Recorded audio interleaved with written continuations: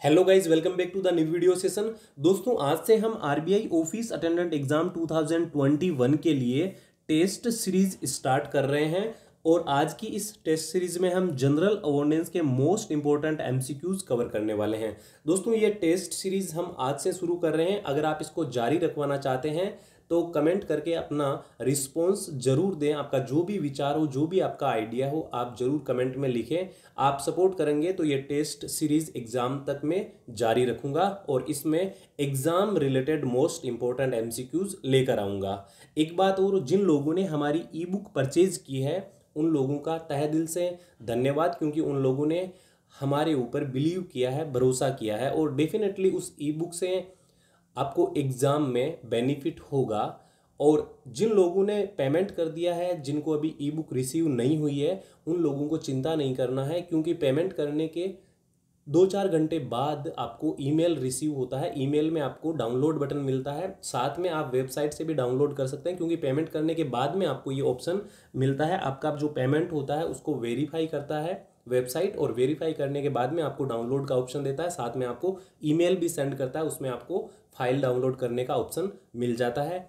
और फिर भी कोई आपके प्रॉब्लम होती है तो आप मेल करके पूछ सकते हैं। आपने पेमेंट किया है तो आपको डेफिनेटली ई बुक मिल जाएगी। जिन लोगों ने ई बुक परचेज नहीं किए उनको इस वीडियो में आगे बताऊंगा कि कैसे आप परचेज कर सकते हैं और ई बुक में क्या खासियत रहने वाली है, क्या क्या चीज़ें आपको मिलने वाली है। तो चलिए दोस्तों, शुरू करते हैं आज का हमारा टेस्ट सीरीज। पहला क्वेश्चन देखिए, विश्व बैंक का मुख्यालय कहाँ है। दोस्तों, इस टेस्ट सीरीज में मैं इजी टू मॉडरेट लेवल के क्वेश्चन लेकर आऊंगा जो आपके एग्जाम से रिलेटेड होंगे। यहाँ है विश्व बैंक का मुख्यालय कहाँ है, ये पूछा गया है। ऑप्शन देख लीजिए, जेनेवा, वॉशिंगटन डीसी, न्यूयॉर्क या हैंग। कहाँ है? आई थिंक आप सबको पता होगा इसके बारे में। तो लाइव चैट में आप आंसर लिखिएगा और लाइव चैट में आंसर लिखते रहना ताकि आप लोगों की प्रैक्टिस होती रहे। बताइए क्या होगा सही आंसर। इसका सही आंसर हो जाएगा option number B, Washington DC में मुख्यालय है किसका? विश्व बैंक का। और दोस्तों, पूछा जाए कि इसकी स्थापना कब हुई, तो विश्व बैंक की स्थापना हुई 1944 में। और इसका मुख्य कार्य आपसे पूछा जाए तो सदस्य देशों को वित्त और वित्तीय सहायता प्रदान करना विश्व बैंक का मुख्य कार्य है। अगला प्रश्न देखिए, भारत में वित्तीय बाजार को कौन नियंत्रित करता है। दोस्तों, भारत का जो वित्तीय बाजार है उसको नियंत्रित करने का काम किसका है? ऑप्शन देख लीजिए, वित्त मंत्रालय, रिजर्व बैंक, वाणिज्य मंत्रालय या सेबी। क्या होगा सही आंसर? लाइव चैट में लिखिए। लाइव चैट में लिखते रहा करें ताकि प्रैक्टिस आपकी होती रहे। यहां दोस्तों सही आंसर हो जाएगा ऑप्शन नंबर डी, सेबी के द्वारा भारत के वित्तीय बाजार को नियंत्रित किया जाता है। सेबी के बारे में आपको बता दूं, सेबी का फुल फॉर्म होता है भारतीय प्रतिभूति और विनिमय बोर्ड। ठीक है, आपको याद रखना है। अगला प्रश्न है, एसडीआर को आईएमएफ द्वारा जारी किया जाता है, इसे और क्या कहा जाता है। दोस्तों, जो एसडीआर होता है उसको जारी कौन करता है, पहले तो आपको यह समझना है। आईएमएफ जारी करता है, इसको और क्या कहा जाता है? ऑप्शन देख लीजिए, सफेद सोना, काला सोना, पेपर गोल्ड या पीली धातु। क्या कहा जाता है एसडीआर को? लाइव चैट में लिखिए आंसर, आपने पढ़ा है तो। यहां दोस्तों सही आंसर हो जाएगा option number C, paper gold कहा जाता है एसडीआर को। और एसडीआर जारी कौन करता है? तो ये जारी करता है आईएमएफ। और दोस्तों, आईएमएफ का मतलब है इंटरनेशनल मॉनिटरी फंड। ठीक है, इंटरनेशनल मॉनिटरी फंड आपको याद रखना है। स्थापना कब हुई? तो इसकी भी स्थापना दोस्तों हुई थी आपके 1944 में। ठीक है, 1944 आपको याद रखना है। अगला प्रश्न है, निम्न में से कौन भारत में सेवा कर के बारे में सही नहीं है। कौन सा कथन ऐसा है जो भारत में सेवा कर के बारे में सत्य नहीं है? ऑप्शन देख लीजिए। पहला ऑप्शन है, इसकी शुरुआत 1994-95 में की गई, वर्तमान में इसकी दर 15% है, यह भारतीय जीडीपी में सर्वाधिक योगदान देता है। उपरोक्त सभी सही है। क्या होगा सही आंसर? लाइव चैट में लिखिएगा। भारत में सेवा कर जो है उसके बारे में कथन दिए हुए आपके सामने हैं। यहां दोस्तों सही आंसर हो जाएगा ऑप्शन नंबर डी, ये सभी कथन सही है। और सभी कथन आपको याद भी रखना है क्योंकि ये भारत में सेवा कर के बारे में इंपॉर्टेंट है। अगला प्रश्न है, गार समिति की सिफारिश को लागू करने के लिए किस समिति का गठन किया गया? दोस्तों गार समिति को लागू किया उससे पहले एक समिति बनी गार समिति के लिए, उसका नाम आपसे पूछा गया है। ऑप्शन देख लीजिए और लाइव चैट में आंसर देते रहिए। यहां दोस्तों सही आंसर हो जाएगा ऑप्शन नंबर बी, पी सोम समिति का गठन किया गया गार समिति की सिफारिशों को लागू करने के लिए। अगला प्रश्न है, कोपरा एक है दोस्तों, COPRA, ये क्या है? कोपरा एक क्या है? ऑप्शन देख लीजिए, घरेलू व्यापार संरक्षण के उपाय, मेगा सिटी योजना, उपभोक्ता संरक्षण अधिनियम, क्रेडिट राशन योजना। कोपरा क्या है ये आपसे पूछा गया है। यहां दोस्तों सही आंसर हो जाएगा उपभोक्ता संरक्षण अधिनियम है कोपरा, काफी इंपॉर्टेंट है, याद रखना आपको। अगला प्रश्न है, कोपरा भारत में कब लागू किया गया? ये जो अधिनियम है ये भारत में कब लागू किया गया ये आपसे पूछा गया है। ऑप्शन देख लीजिए और लाइव चैट में लिखिए, कोपरा भारत में कब लागू किया गया? उपभोक्ता संरक्षण अधिनियम भारत में कब पास किया गया, कब लागू किया गया? यहां दोस्तों सही आंसर हो जाएगा ऑप्शन नंबर सी, 1986 में कोपरा को लागू किया गया। अगला प्रश्न है, निम्न में से कौन सा कर केंद्र सरकार द्वारा लगाया जाता है लेकिन 71 राज्य सरकारों द्वारा किया जाता है? ऐसा कर बताना है जो लागू किसने किया? सेंट्रल गवर्नमेंट ने, लेकिन वसूला किसके द्वारा जाता है? राज्य सरकारों के द्वारा, यानी स्टेट गवर्नमेंट्स के द्वारा। ऑप्शन देख लीजिए, उत्पाद शुल्क, सीमा शुल्क, स्टाम्प शुल्क या वेल्थ टैक्स। कौन सा टैक्स है जो केंद्र सरकार लागू करती है और राज्य सरकार वसूली करती है? यहां दोस्तों सही आंसर हो जाएगा ऑप्शन नंबर सी, स्टाम्प शुल्क जो होता है ये केंद्र सरकार लागू करता है, राज्य सरकार इसको एकत्र करता है। तो ऑप्शन नंबर सी इसका सही आंसर हो जाएगा। अगला प्रश्न है, निम्न में से कौन सा संगठन भारत से जुड़ा नहीं है? ऐसा संगठन बताना जो भारत से नहीं जुड़ा हुआ है या भारत जिससे नहीं जुड़ा हुआ है। अपेक, आसियान, नाफ्टा या उपरोक्त सभी। क्या होगा सही आंसर? लाइव चैट में लिखिए आप लोग। निम्न में से कौन सा संगठन है भारत से जुड़ा नहीं है, ये आपसे पूछा गया है।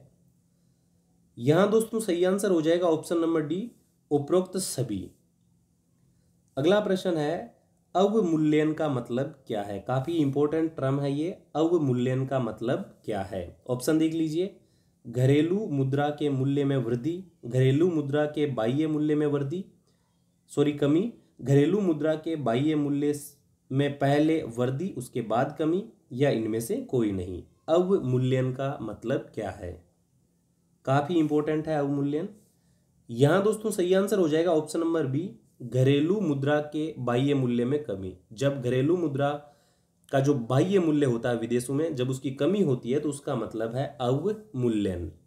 तो ऑप्शन नंबर बी इसका सही आंसर है, याद रखना आपको, ये क्वेश्चन काफी इंपॉर्टेंट है। अब जिन लोगों ने अभी तक प्रैक्टिस सेट परचेज नहीं किया है उनको मैं बताना चाहूंगा, मात्र 100 रुपये देकर आप प्रैक्टिस सेट परचेज कर सकते हैं। और प्रैक्टिस सेट में आपको क्या मिलेगा? बैंकिंग, करंट अफेयर्स, स्टैटिक्स, सामान्य सचेतता, सिलेक्टेड टॉपिक, 350+ MCQs मिलेंगे।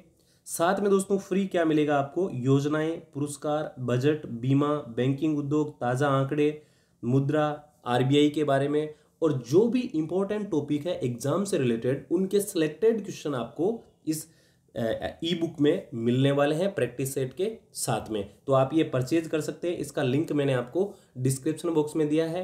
और इसको परचेज अगर आप करते हैं, पेमेंट करने के कुछ घंटों बाद इसकी मेल आपको मिलेगी, ठीक है, और डाउनलोड का ऑप्शन भी आपको मिल जाएगा।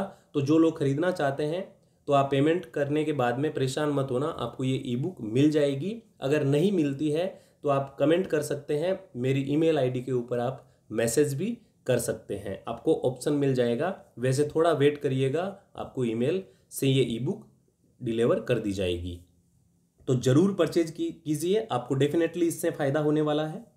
और टेलीग्राम चैनल का लिंक मैंने डिस्क्रिप्शन बॉक्स में दिया है, वहाँ से आप ज्वाइन कर सकते हैं। और चैनल पर आप नए हैं तो जरूर सब्सक्राइब करके बेल आइकन को प्रेस करके ऑल पे क्लिक करें, ताकि आने वाली हर वीडियो की नोटिफिकेशन आपको मिलती रहे। अगला क्वेश्चन देखिए, निम्न में से किस क्षेत्र को भारत निर्माण कार्यक्रम के तहत कवर नहीं किया गया है? भारत निर्माण कार्यक्रम में कौन सा क्षेत्र शामिल नहीं है? स्वास्थ्य और पोषण, सिंचाई, सड़कें, आवास। क्या होगा सही ऑप्शन? कमेंट बॉक्स में, सॉरी लाइव चैट में लिखिएगा। इसका सही आंसर दोस्तों हो जाएगा स्वास्थ्य और पोषण को भारत निर्माण कार्यक्रम में शामिल नहीं किया गया है। काफी इंपॉर्टेंट क्वेश्चन है। अगला प्रश्न है, वह दर जिस पर रिजर्व बैंक वाणिज्यिक बैंकों को लोन देता है क्या कहलाती है? दोस्तों कौन सी दर है जिस पर रिजर्व बैंक वाणिज्यिक बैंकों को लोन देता है? ऑप्शन देख लीजिए, विनिमय दर, रेपो दर, रिवर्स रेपो दर, प्राथमिक उधार दर। क्या होगा सही आंसर? लाइव चैट में लिखिए सही आंसर क्या होगा इसका। काफी इंपॉर्टेंट और इजी क्वेश्चन है अगर देखा जाए तो। यहां दोस्तों सही आंसर हो जाएगा रेपो दर। रेपो दर पर रिजर्व बैंक वाणिज्यिक बैंकों को लोन प्रदान करता है। अगला प्रश्न है, निम्न में से कौन क्रेडिट रेटिंग एजेंसी है? आपको क्रेडिट रेटिंग एजेंसी के बारे में पूछा है, कौन सी इनमें से क्रेडिट रेटिंग एजेंसी है? ऑप्शन देख लीजिए, लाइव चैट में लिखिए क्या होगा सही आंसर। क्रेडिट रेटिंग एजेंसी कौन सी है? यहां दोस्तों सही आंसर हो जाएगा ऑप्शन नंबर सी, ICRA जो है ये एक क्रेडिट रेटिंग एजेंसी है। इसकी फुल फॉर्म होती है investment information and credit rating agency. ठीक है, तो ICRA। अगला क्वेश्चन है, निम्नलिखित कथनों में से कौन इंडिया विजन 2020 के बारे में सही नहीं है? ऐसा कौन सा कथन है जो इंडिया विजन 2020 के बारे में सही नहीं है? ऑप्शन देखिए, पहला इसमें इसके बारे में 2020 तक गरीबी, बेरोजगारी और अशिक्षा के उन्मूलन की उम्मीद की गई है। इसमें उम्मीद जताई गई है कि 2020 तक भारत की प्रति व्यक्ति आय दोगुनी हो जाएगी। अगला है, पर्यावरण की स्थिति वर्तमान की तरह असंतुलित रहेगी। इसे डॉक्टर सैम पित्रोदा द्वारा डिजाइन किया गया था। क्या होगा सही आंसर? जो कथन सही नहीं है उसके बारे में आपको बताना है। यहां दोस्तों सही आंसर हो जाएगा ये जो लास्ट वाला ऑप्शन है, आप देख पा रहे होंगे, डॉक्टर सैम पित्रोदा द्वारा डिजाइन किया गया है। ये गलत ऑप्शन है, गलत कथन है। ये दोस्तों APJ अब्दुल कलाम का सपना था और उनकी एक बड़ी टीम ने इसको डिजाइन किया था, इसको प्लान किया था। बाकी ये सभी कथन इंडिया विजन 2021 के बारे में सही है, तो ध्यान से देख लीजिए और याद भी आपको रखना है। अगला प्रश्न है, खुला बाजार परिचालन OMO किससे संबंधित है? तो खुला बाजार परिचालन है वो किससे संबंधित है? ऑप्शन देख लीजिए और फटाफट लाइव चैट में आंसर दीजिए। दोस्तों OMO जो है ये किससे संबंधित है? तो ऑप्शन हो जाएगा दोस्तों B, मौद्रिक नीति से संबंधित है। अगला प्रश्न है, निम्न में से कौन सा एक प्रत्यक्ष कर है? प्रत्यक्ष कर के बारे में आपसे पूछा गया है, डायरेक्ट टैक्स के बारे में आपसे पूछा गया है। ऑप्शन देख लीजिए, कॉर्पोरेट टैक्स, सीमा शुल्क, उत्पाद शुल्क या सेवा कर। प्रत्यक्ष कर हो जाएगा दोस्तों इनमें से option number A, corporate tax जो होता है वो प्रत्यक्ष कर है। अगला क्वेश्चन है, निम्न में से कौन सा विनियामक भारत में शेयर बाजार को नियंत्रित करता है? भारत में शेयर बाजार को कंट्रोल करने का काम किसका है? यह आपसे पूछा गया है। MRTP एक्ट, फेरा, फेमा या इनमें से कोई नहीं। तो भारत में शेयर बाजार को कौन नियंत्रित करता है? आंसर दीजिए लाइव चैट में क्या होगा। यहां दोस्तों सही आंसर हो जाएगा ऑप्शन नंबर D, इनमें से कोई नहीं। दोस्तों शेयर बाजार को नियंत्रित करने का काम किसका है? तो ये काम है दोस्तों सेबी का। ठीक है, सेबी का ये काम है, तो यहां पर सेबी ऑप्शन ही नहीं है, तो ये सभी क्या है? गलत है। ऑप्शन नंबर D इसका सही आंसर हो जाएगा।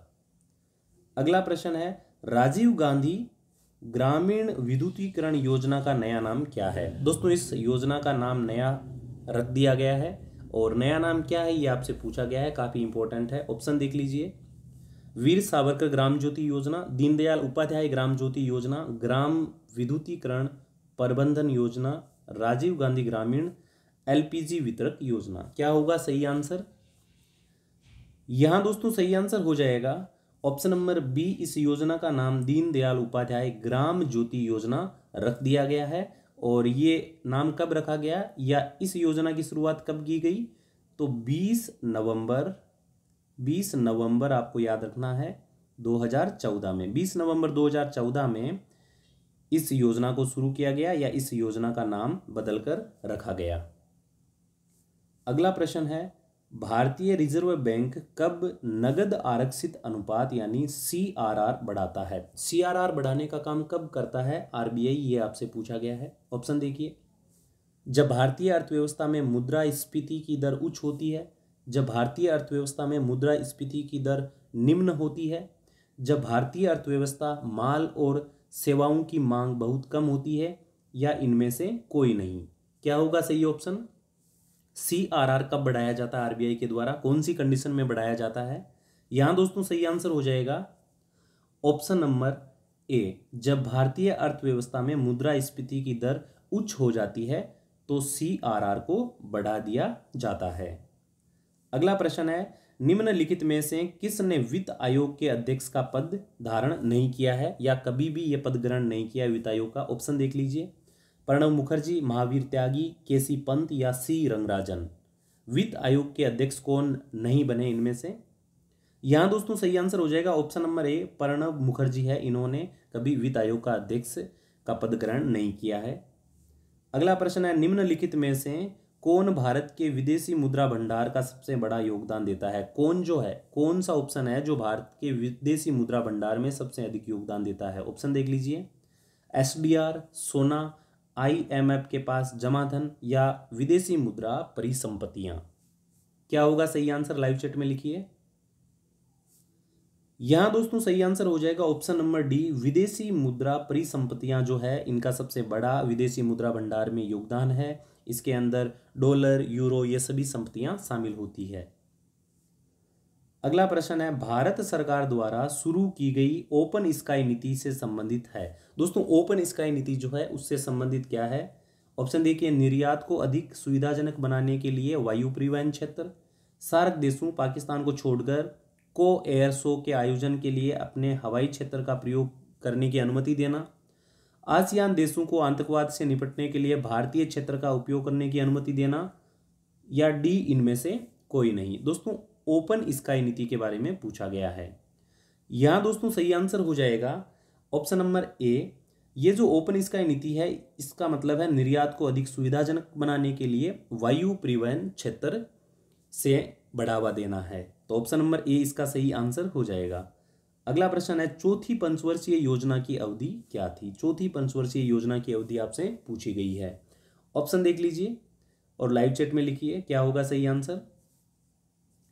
यहां दोस्तों सही आंसर हो जाएगा ऑप्शन नंबर ए, अप्रैल 1969 से मार्च 1974 तक चौथी पंचवर्षीय योजना रही थी।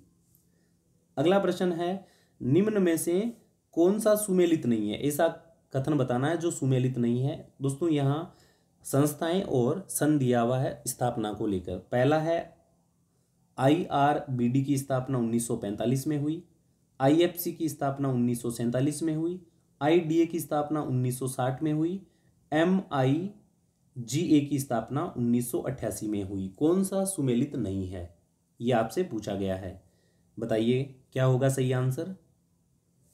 यहां दोस्तों सही आंसर हो जाएगा ऑप्शन नंबर बी, IFC की स्थापना 1947 में नहीं हुई थी। बाकी ये आपको याद रखना है इन सब के बारे में, तीनों के बारे में।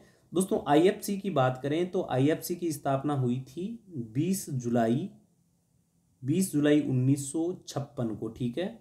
20 जुलाई 1956 को इसकी स्थापना हुई थी। और इसकी दोस्तों फुल फॉर्म आपसे पूछी जाए तो IFC की फुल फॉर्म है international finance corporation. International finance corporation आपको याद रखना है। अगला प्रश्न है, तरलता क्या है? तरलता क्या है दोस्तों, ये इंपॉर्टेंट टर्म है और बैंकिंग सेक्टर में काफी इंपॉर्टेंट है। तरलता क्या है? ऑप्शन देख लीजिए, वह दर जिस पर एक संपत्ति या प्रतिभूति को बाजार से शीघ्र खरीदा जा सकता है या बेचा जा सकता है, सरकार की कर आधार बढ़ाने की क्षमता, एक व्यक्ति को बैंकों से आसानी से ऋण प्राप्त होने की प्रक्रिया, या इनमें से कोई नहीं। तो दोस्तों तरलता क्या है ये आपसे पूछा गया है। यहाँ दोस्तों सही आंसर हो जाएगा ऑप्शन नंबर ए, वह दर जिस पर एक संपत्ति या प्रतिभूति को बाजार में शीघ्र खरीदा या बेचा जा सकता है उसको कहते हैं तरलता। तो ये था दोस्तों आज का वीडियो सेशन। आई होप आप लोगों को पसंद आया है। कमेंट करके अब जरूर बता दें कि आपको ये वीडियो सीरीज चाहिए क्या, जो टेस्ट सीरीज मैंने आज शुरू की है। तो इसके बारे में अपनी राय जरूर कमेंट बॉक्स में लिखें। वीडियो को लाइक करें। जो भी फ्रेंड आपका आरबीआई ऑफिस अटेंडेंट की प्रिपरेशन कर रहा है उसको ये वीडियो शेयर करें। प्रैक्टिस सेट परचेज करना चाहते हैं तो लिंक मैंने डिस्क्रिप्शन बॉक्स में दिया है, जाइए और परचेज कीजिए। काफ़ी अच्छा आप लोगों का रिस्पॉन्स रहा है, उसके लिए बहुत बहुत धन्यवाद।